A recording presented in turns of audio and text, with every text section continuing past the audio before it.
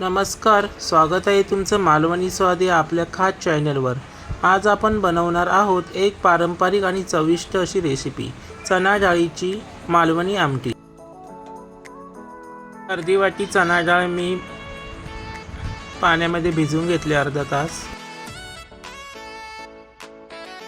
त्यानंतर त्यामध्ये थोडी हळद, थोडा हिंग आणि थोडे मीठ घालून कुकरमध्ये आता शिजवून घेऊया। तर मग कुकरमध्ये डाळ शिजवायच्या तयारीला लागूया। 3 शिट्या करून डाळ चांगली शिजवून घेऊया।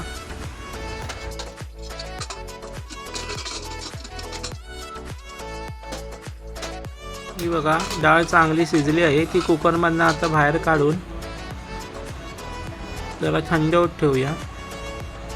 चला तर आता फोडणीच्या तयारीला लागूया। एका भांड्यात थोडं तेल घालूया। गॅस कमीच ठेवायचा, बारीक करून, नाही तर फोडणी जळणार। राई टाकूया 1 चमचा। राई टाकून तडतडली चांगली की बारीक चिरलेला कांदा, एक बारीक चिरलेला कांदा आहे हा, तो चांगला असा परतून घ्यायचा तेलामध्ये। थोडा त्याला लाल रंग यायला पाहिजे। चांगला परतून झाला की थोडा वेळ त्याच्यावर झाकण ठेवायचं, म्हणजे तो नरम होतो वाफेने। परत झाकण बाजूला करून परत तो फिरून घ्यायचा, म्हणजे कांदा चांगला त्याच्यामध्ये शिजला जातो, कच्चा राहत नाही। हे बघा,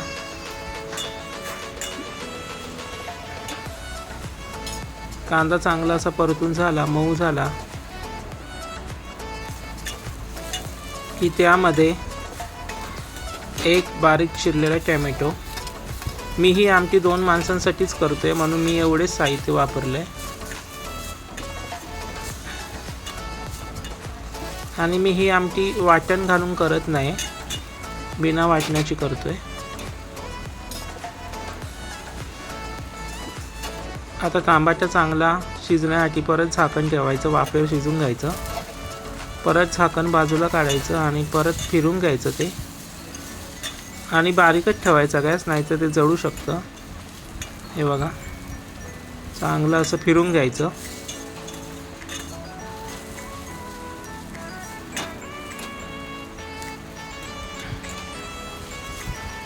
ही आमटी ना भाताबरोबर छान लागते खायला। त्यानंतर मालवणी घरगुती मसाला,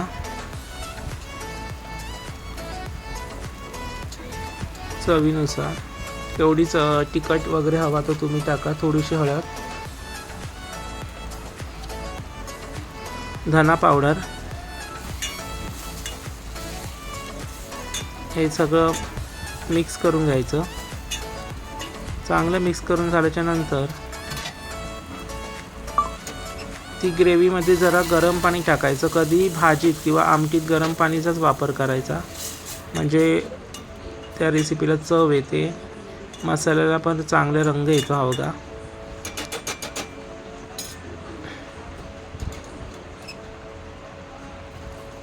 तुम्हाला तुमच्या पद्धतीत कसं हवं ते घट्ट पातळ अशी आमटी करून घ्या। मी परत ताट ठेवून एकदा वाफ काढून घेतली। बघा, सगळं तेल सुटले आणि मी नंतर आलं लसूण पेस्ट टाकली, कारण पहिली तेलात टाकली तर ती जळते किंवा टोपाला खाली अशी चिकटते। हे बघा, आता त्याला हळूहळू तेल सुटायला लागलंय, म्हणजे मसाला चांगला भाजलाय। परत एकदा ढवळून घ्यायचं।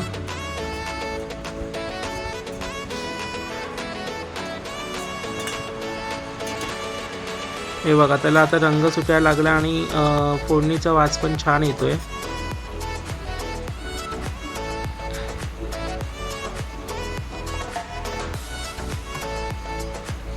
त्यानंतर ही उकळलेली चणा डाळ आपण त्याच्यामध्ये टाकायची। ही बघा,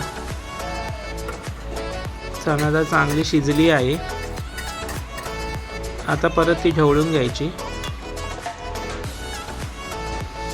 मी ही रेसिपी ना एकदम सोप्या पद्धतीत सांगतोय. वाटण घालून पण ही आमटी खूप छान होते. पण जर एक टायमिंगलाच ही आमटी करायची असेल, म्हणजे जास्त उरायला नाही पाहिजे वगैरे, तर मग बिना वाटपाची पण ही आमटी छान होते. मग परत झाकण ठेवायचं आणि उकळी काढून घ्यायची. ही बघा चांगली आता त्याला उकळी आली आहे. परत चमच्याने चांगलं असं फिरून घ्यायचं. हे बघा